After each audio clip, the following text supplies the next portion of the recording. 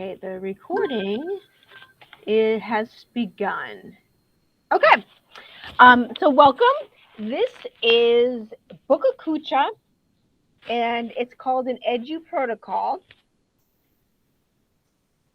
And two authors, John Carippo and Marlena Hebern, hopefully I'm saying her name correctly, they authored two books, and they authored like structures. It's a format that you can use in multiple situations, and this format is called BookaKucha. So if you're ever interested in looking at what other structures they have come up with, you can check out those two books. I actually have one down in my office, so if anyone ever wanted to come down and kind of flip through it. This series of after school workshops are focusing on these protocols. So Nicole's going to do one that's called, I think, Book of Quotes, and then Caleb's doing one on Iron Chef. So again, it's kind of like a structure or a certain format that you can use with students in different situations. You can do it with different subject areas. It just doesn't have to be one subject area. And it stems from the Japanese word chit chat. It's a Japanese word that means chit chat, and it has a basic format. The BookaKucha format is consists of 20 slides, and a person speaks for 20 seconds per slide, and the slide advances automatically. So it doesn't, like, you can't ramble on and on and on. That slide is automatically moving forward every 20 seconds, so you have to be prepared with what you're going to say ahead of time. I'm a former math teacher, and I used to attend a conference in Palm Springs, and it's always this time of the year. It actually happened last weekend, and it's a two-day conference, Friday and Saturday. And Friday night they have what's called an Ignite, and it's a version of BookaKucha. So a person would come up, they have a pre-planned speech that they're going to give, and in this context it's always a call to action, and they speak for 5 minutes. So they have 15 slides, only 15 as opposed to 20, and they speak for 20 seconds per slide. So BookaKucha is like a riff off of that. Obviously, we don't want our kids to create such a long presentation, that's over 6 minutes. But we can do versions of that, which are fun for students to prepare. So I have an example here. All right. So this is something that you would give your students. You would give them a slide deck, share it through Google Classroom, and give them all the instructions that they need to provide in their slide deck. And for this one, I just picked, okay, thinking elementary school kids have to read books, they do AR, they take tests. Sometimes kids do learning logs. Sometimes they have to do, like over at Beatty in middle school, they do these BARF reports. What's another way of getting kids talking about books? And so this one, it requires students to just pick a character and use two like good meaty vocabulary words to describe the character. And then they have to give evidence in text and in pictures. And so not everyone, everyone is reading different books. Everyone is at different points in their book. You don't necessarily want to give away the ending of a book because you are going to be presenting this to the class. So picking a character and then asking a student to describe that character and give evidence for their description for the choices they made when describing that character is something that will, test their knowledge of the book and vocabulary. And then they put together a slide and they present it. So for this one, I asked students to do 2 slides. The first one was the stuff that the teacher needed, the book. the title, the author, illustrated, total pages, and how far are you in the book? And then slide 2 is the stuff that they're going to present. So they were to pick one character, state 2 traits about this character, and then give a reason and evidence for each trait, and please include images. So they would have time in class to work on that. And depending on how skilled kids are using with slide presentations, this might need 2 days or 1 day, depending on how much time you have for them, within your schedule and their skill level with this medium. The criteria still goes along with that BookaKucha model. They have 20 seconds to discuss the contents of their slide. And this example, it's for slide 2. And what's important is they have to stay standing for the 20 seconds. So if they run out of things to say, they've got to stay there. And if you do this protocol more than once in different situations, then kids start learning how long 20 seconds is and how much content they need to have to speak for 20 seconds. It's not easy the first time around. On the flip side to that, kids need to know that you only have 20 seconds. So you can't ramble. You have to be concise. You have to pick your words carefully, because at the 20-second mark, you'll be asked to stop. Like that's it. So, if a student is not comfortable speaking in class, then they can start practicing. It's only 20 seconds. It may seem super long at first, but when you get up there, it's pretty quick. And then for this example, I added in a tutorial if students wanted to learn a certain skill within the slide presentation. So, that's a template.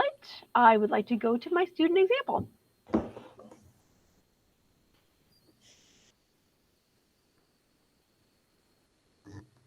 Okay, so this is a slide that would just be for the teacher. So the teacher can, mark, yes, finished the book, didn't finish the book, or whatever they need to record. And then this is the slide that is presented. And so you can organize and have a few presentations open on your computer. So if you have given this through Google Classroom and you open up 5 slides, and then you can have students come up and you have the 5 students, ready to present. You have to do a little prep work ahead of time for that, and then give them that 20-second go. You can have someone time if you want or not, and then they explain.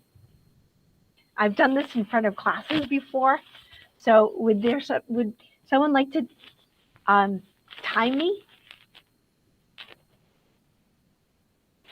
Do I have a volunteer who has like a stopwatch on their phone that would tell me when to stop? I got you. All right, tell me when to start, Saad. Okay, hold on 1 second. Let me just make sure I can tell you when to start. Yes, because right. 3, 2, 1, go. My character is Grandpa Joe. He is one of the grandfathers of Charlie in the Charlie Chocolate Factory. He is elderly. He is over 90 years old, and you can see him in this picture. He's definitely an older gentleman. 1 second. He's also nostalgic. He has fond memories of Willy Wonka and the Chocolate Factory. Those were the good old days. So kids get to practice what they have to. It's like speaking and listening. It's part of the speaking component for elementaries. And then the next person will come up and do their presentation. So if this could grow, you can stick with just one slide for a little while, get kids used to that rhythm, and then maybe build it out to 2 or 3, depending on what the assignment is, or task, or where you are in the school year. So that's it in a nutshell. Any questions at this point? Okay, this is what I'm going to ask. I am going to give you about 5-10 minutes to create your own slide. And I'm going to give you the same prompt. It could be any character from any book that you've read recently or a while back. Doesn't matter. You don't have to do this part, but I would like you to highlight your person, come up with 2 character traits, and then support with both text and images. And then we're going to practice. So you get to present. So that is time. Before we have people present, I do want to show you this. So in my research for BookaKucha, I stumbled across the BookaKucha.com website. I didn't I had read a book years ago that had the concept of BookaKucha in it. So I've known about it for a long time, but I didn't know that there was like a website dedicated to it. And when I went on today, this event, they have BookaKucha events worldwide on every continent except for Antarctica. And this one right here was live. They have other examples, and here's a kid one featuring students. And what I liked about it, I'm only going to play 40 seconds, but you can see that at the 20-second mark, the slides change, and then you can hear that a student is waiting to speak because they have that time to fill.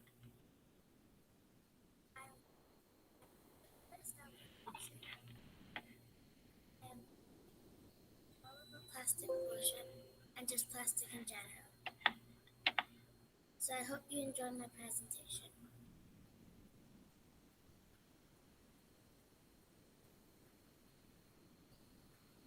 Our oceans and beaches are being destroyed by plastic pollution. We really need to act now.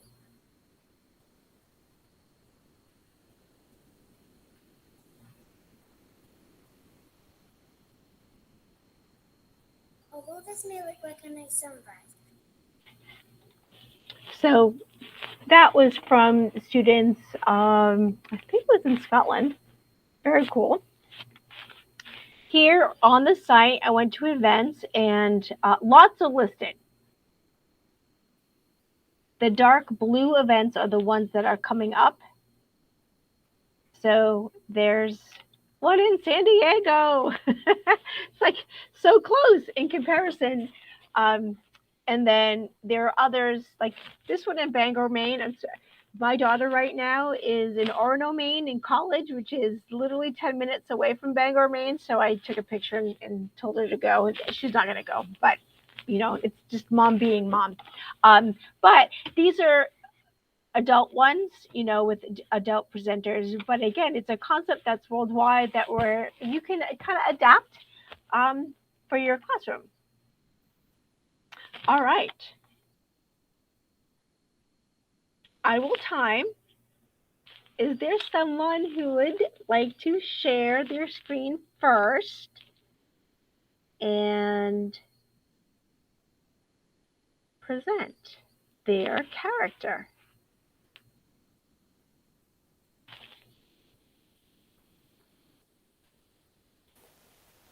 I'll give it a shot. I don't know. I hope I did it right. Yeah. Okay. Thank you for going first. Figure I get more grace if I go first and I did it Absolutely. wrong. Okay, I don't use Google Meet. Is it present now? Is that the button? Yeah. There's a rectangle with an arrow, present now, and then you can present either your window or your entire screen, either one. Is that sharing? There it goes. Okay. Cowardly Lion. So I did the Cowardly Lion. So I have 20 seconds, right? Yep, and start. Okay. I am the Cowardly Lion. I am full of bluster and bark. As you can see in my picture, I am growling and snarling. But in reality, I'm scared to be my true self. And I'm crying on that. End. Can you see where great. it says Mr. Twit? I can totally see that. Okay, so And start. Okay. I'm Mr. Twit. I'm cruel. I make monkeys stand on their heads for hours and think it's so funny. I'm also disgusting. I have so many things in my beard. And one thing is cheese that is a whole year old. Ooh, disgusting. Perfect. 20 seconds. Yay, I did it. That's awesome. There's a sense of accomplishment when you get it done and you get your presentation done in 20 seconds. All right. And you ready? Yes. And go.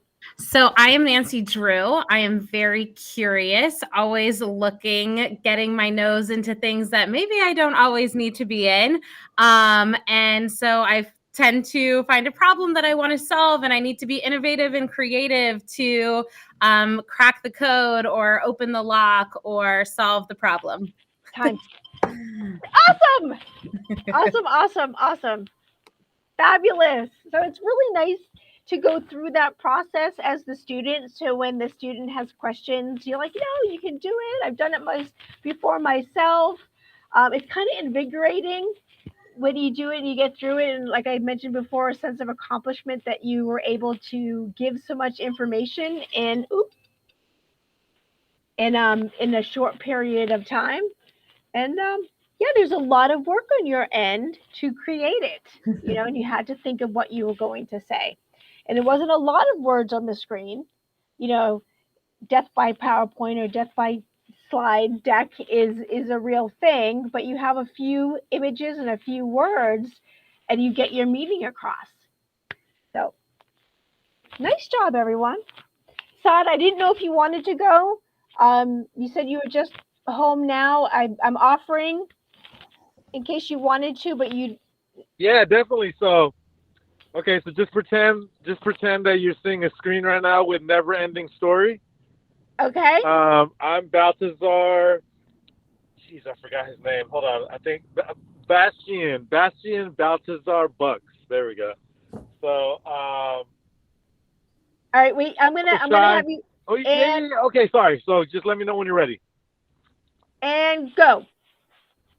I'm Balthazar Bucks, Bastian. I'm a shy, smart boy, around 12 years old. My dad neglects me because of the death of his wife. I go to a bookstore and see a book called Neverending Story. And time. Oh. But that's good because now it's like, you go to a bookstore and you get this book, and that's all I'm going to tell you. Exactly. It's a now teaser. You have to read the book. Yes, it's a teaser. So that kind of brings me up to one of the questions that I wanted to throw out. Picking a character is one option here. Creating a teaser or a trailer is another option. Is there anything else popping up? I was thinking maybe like I don't want to say plot, but what's the word? Like location. The setting. The setting. Describe your setting of one of them in the book. And that's not giving the ending away. So it might pique the interest of another student in class, but they don't know what's going to happen at the end. because that wasn't the point of the presentation. It was just to kind of highlight another part. And this could be used for social studies, for mission projects. I know like that was something, is that still a thing in fourth grade? And I don't think we have fourth grade teachers here, but that you could do a 20-second presentation on your mission project as an additional thing that you have to do. Part of your science curriculum, kids might have to do a certain word, and present their word for 20 seconds. And, there's a little, what is it? Attending to detail. When you have to present, you kind of want to refine the message and make sure you're saying it right because you're presenting in front of your peers. And so sometimes students take an extra bit of care when they do that work because they know that their peers will be watching. Also, just like being concise, you could talk forever about something. It's like, well, what is the most important tidbit to kind of summarize or to kind of give an overall idea of in a very quick amount of time? So they kind of have to put away all the extra stuff and focus on that main idea, which is a skill that's hard for students. It really is. And even in our job, Jamie was like, what's our elevator pitch for this? Like, you have 20, 30 seconds to sell an idea. What are you going to say? And so that's a skill that you have to do in, as an adult or maybe even as a kid. Convince your friend to watch a certain TV show or play a certain video game. But yeah, being concise and summarizing with, very key words is a great skill to practice. Do you think this is something that you might be interested in using? Yeah. Okay. I think it's great because it's also like personalized learning, but low prep. So whenever anything is low prep but meaningful, that's when it's a good activity is when it's low prep but meaningful and it gets to the point. Awesome. So they in the book they talk about reps, meaning doing it more than once. So let's say you did it in October. Well, November. Let's say you did it next week. But then you did it again in December with a different prompt or with a different subject area. The kids are already used to that structure. They have to put together something. They know they have to speak for 20 minutes, but it's getting them to summarize and to provide evidence for a topic and then to speak, those speaking skills. They know the drill. They know what to expect in this assignment. So again, there goes that low prep. That's so important these days. But you as a teacher, the student gets something out of it, and then you also get something out of it because you can see what they know really quickly. So I'm going to offer my services. If you want someone to come in time, if you want someone to come in and help kids with slide decks, like as far as skills, what they need to, upload a picture or add a text box, if those are skills that your students don't know how to navigate yet, I'm more than happy to come in and teach them. And that could be one lesson. And then another lesson would be just me to come in and float around and answer questions for students while they're creating their slides. So that's what our department does as well. So we provide a lot of in-class support for teachers, so students get used to doing these skills and use them later on. And if anyone has a question, I'm here. If not, you are out 10 minutes early.